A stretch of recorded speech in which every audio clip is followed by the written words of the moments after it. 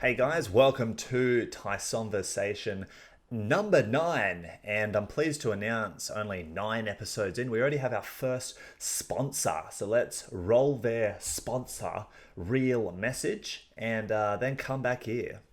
Selenor Trees plants scented trees amongst parks for several hundreds of dollars.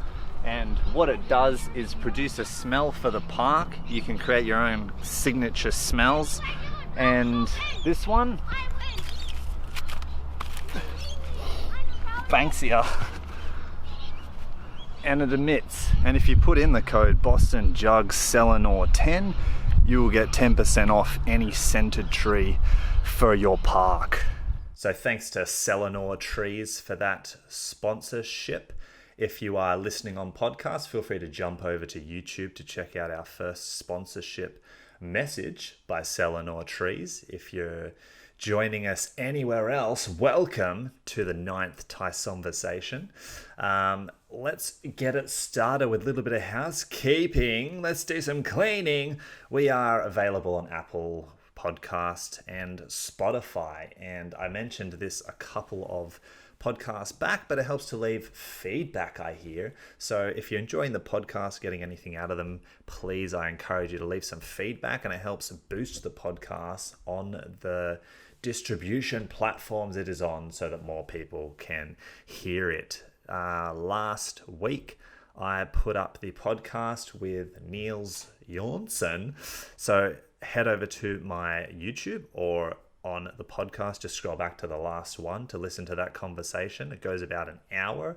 It was the first one having a guest on there. So I'm also interested in your feedback and what kind of conversations do you want to hear when we're talking about functional training and calisthenics. I thought it took a little bit to get warmed up, to get the conversation flowing, which I hear is how it happens. I mean, doesn't that happen in usual conversation anyway? But I thought there were some really valuable things in there, particularly the second half of the podcast. So if you haven't listened to it yet, head over and give that a listen. This week, I plan to film and edit and put out a video on my journey to achieving the straddle planche. I think that people's journeys can help other people. So you can hear the specific adversity that I overcame to achieve the skill, and also how I trained it, because I have touched on this in the past.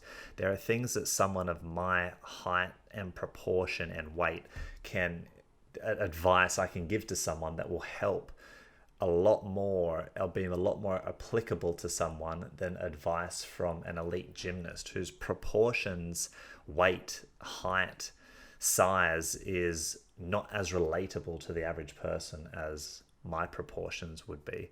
So I'll be putting that up later this week, and I've decided it's time.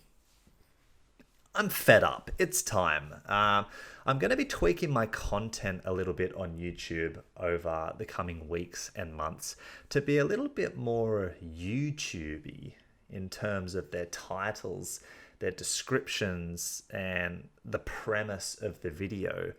So this has come about because the way I do videos is it's very much me. Like, I put them out, but the idea is mine, the content is mine, and everything, how I go about it is all my way. And I've seen all other YouTubers, not all, I've seen a lot of other YouTubers start behind me and surpass me in terms of what content they're creating and putting out, and their subscription and fan base or viewerships surpassing mine. And here I am still just gradually growing. And this is something that I'd love to do full time, and I still don't earn enough from YouTube to be able to do that. And I think I've been stubborn enough for long enough to only be doing content my way. I mean, I'm not saying I'm going to change, but like I said, I'll be tweaking the content to be more YouTubey for the algorithm to draw people in. An example is going to be an idea I have written on my whiteboard behind. I'm thinking 3 exercises that will balloon your biceps. And That's going to make the general public want to click, right? But it's going to be exercises like rope climbs and like muscle ups and functional exercises that I do. But you need to word your videos like that, and you need to do a thumbnail that's ripped and photoshopped. Well, not photoshopped as in it's fake, but highlight the shadows, add the contrast to draw people in. And I think I'm aware of search engine optimization, SEO, doing the right titles and that, but I don't think I do it enough. And there was just a catalyst moment where I was looking at some YouTube content recently and saw someone that had started a little bit ahead of me, and now have rapidly surpassed me. And it's not that I take anything away from the content they're doing, but their content is very YouTubey. So if I can just tweak mine a bit more to draw more people in, but still keep the same values of functional training, so lure them in with the premise of growing their biceps, but then bombard them with functional training tips, which is what my plan has always been, then I think there might be some more success and my content might reach more people that way. It's just a little insight. So if you notice my content or my thumbnails and that being a little bit different, a bit more generalized, that would be why. This week, I didn't really train. I like to give updates on my training each week, and this has been the first time in a while where I haven't really done anything. And so I finished Smolov 2 weeks ago, which I've gone on about since I've rebooted this podcast. And since I finished that Smolov cycle, or that program, it's the first program I've done in a while where it's set out and you follow it and do it. And what generally happens for me when I follow a program, so when I was preparing for my Olympic lifting competitions and throughout the first and second Stronger series, and after my One Planche Man series last year, after I finish a program, my mind kind of switches off from training for a bit. And I'm highlighting this happens during a program because if I'm not following a program and just going and training, there's nothing that it's really building up to, and then the pressure's taken off. It's just kind of a constant, I'm going in and doing things that I want to do.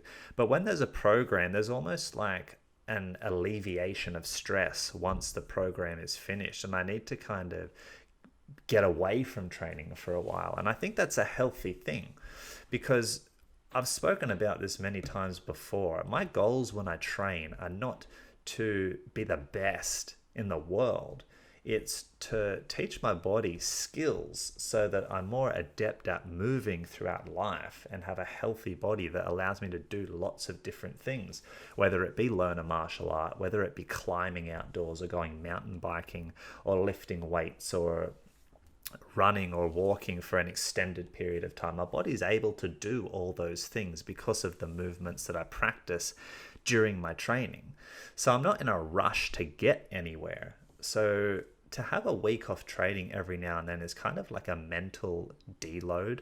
I don't like to have too long of a break, because then what I was talking about last week happens and stress builds up from not being able to do anything physical, achieve anything physical, come through any kind of adversity throughout the week. But after a program, I need to step away, and I don't even mean for it to happen. I step away from training, and that's what happened this week. So if you do the same thing, understand that. To me, I think that is completely okay to have that break. After a week of not really doing anything is not going to have any long-term detrimental effects.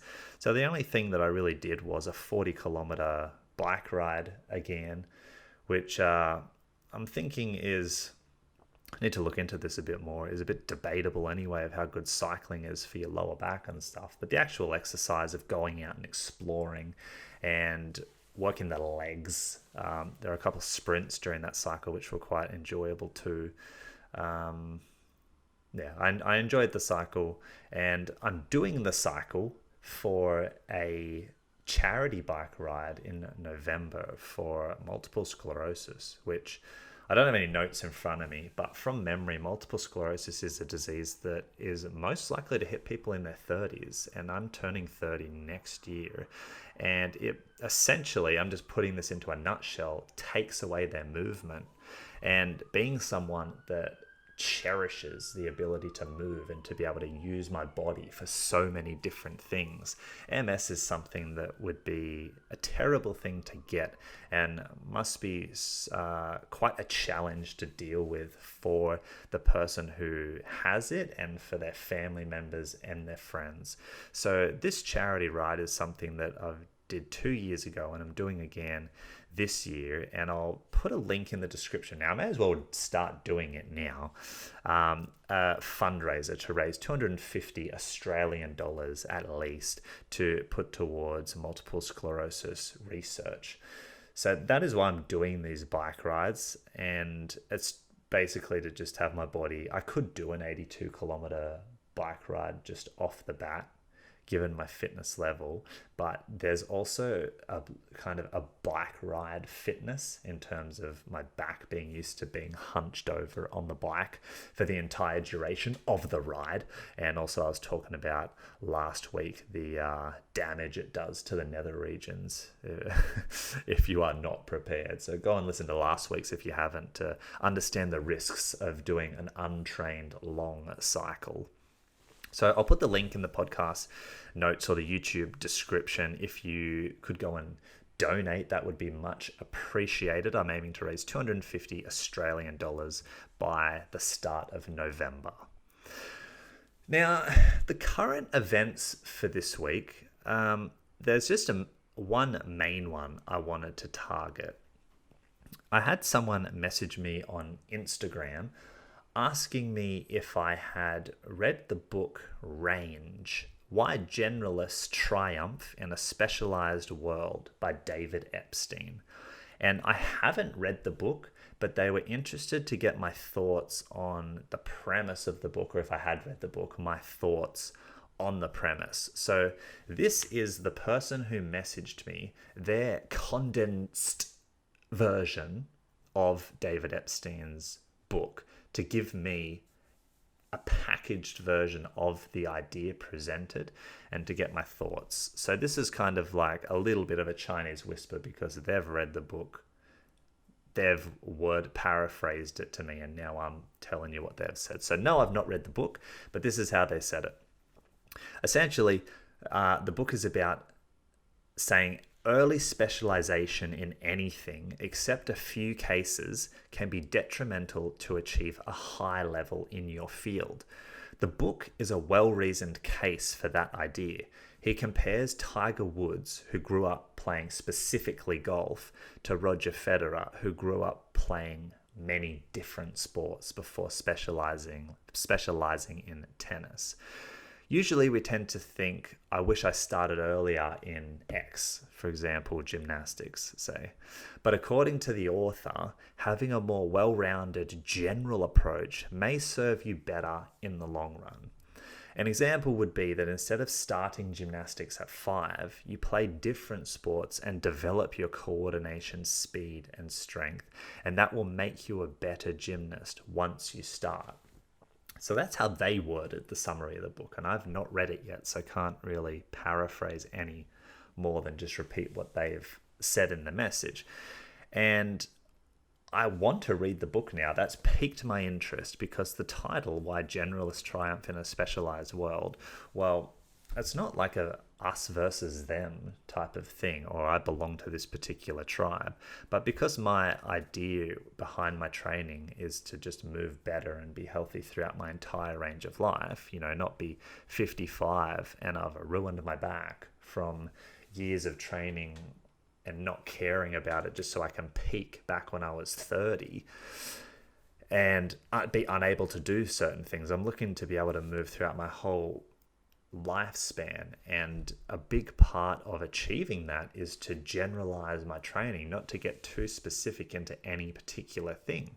When I was specializing a fair bit in my Olympic weightlifting, my knees were paying a price, and to get better and better would be to rehab the knee and to push through it.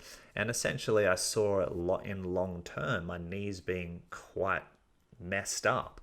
When I'm older, I would sit on planes or sit in movies and I couldn't last the hour and a half without needing to lengthen my leg to alleviate the pain that was in it. So whilst Olympic lifting is amazing, even amazing movements when specialized can have a detrimental effect because you're becoming abnormally good at this specific movement. But there are drawbacks to being a generalist. You'll never be great at any particular thing. You'll never be the best at any particular thing. And to some people, that can be a detriment. To me, I like to do great in things. So, yeah, you could look at that as a negative point. Also, in terms of being able to give advice, people are usually going to go to someone who is the best in their field, performing in their field. This isn't always the case, but this is how it can come across to people. Why would I want to learn gymnastics from you when you do gymnastics, a bit of Olympic lifting, a bit of martial arts training, a bit of rock climbing, when this guy has been doing gymnastics since he was 5? That's who I'd want to learn from because it's all he's ever done. So there's drawbacks in that way about being a generalist as well. But I think the benefits of being a generalist relative to my goals of why I train outweigh the cons of it. So the book piques my interest in its title anyway. From what he says about the premise, about how specialization in anything can be detrimental to achieve a high level in your field, I feel like the way it's been worded is important here to selling the idea of the book. I feel like he's saying something I've come to learn over time as kind of general knowledge, but the way it's worded makes you think more about it and how valid of a point this is, as if we are thinking that to specialize is what you want to do. And I don't think that's necessarily the case to people that are clued in on how to move, how to train, how to optimize performance. So what I'm getting at is if you specialize in Olympic weightlifting, for example, if that's all you do, you're limiting yourself in terms of your movements, and you're also risking yourself in terms of, like I said, being abnormally good. But I also think that there is a certain level of specialization you need to do to be better than other people in your field.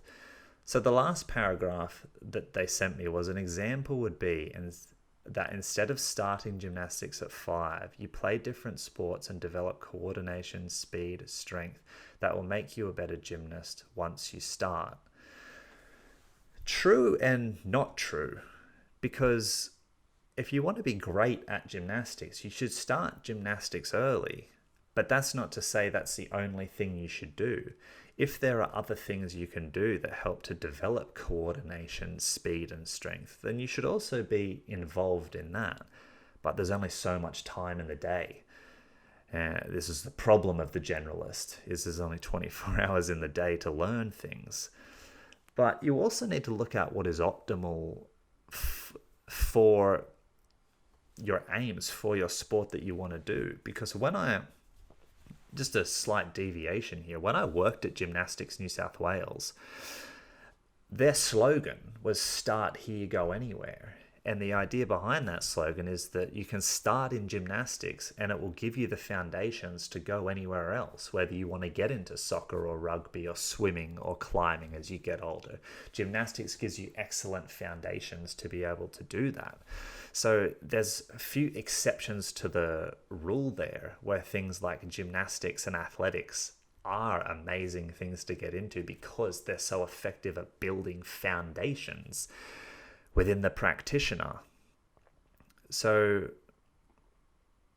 yeah, I mean, I can't really comment more on this because I haven't read the book. It seems kind of unfair to just assume what is in the book. But I think to me, that makes sense that you would generalize as you are younger and you would specialize as you got older if that's what you wanted to do.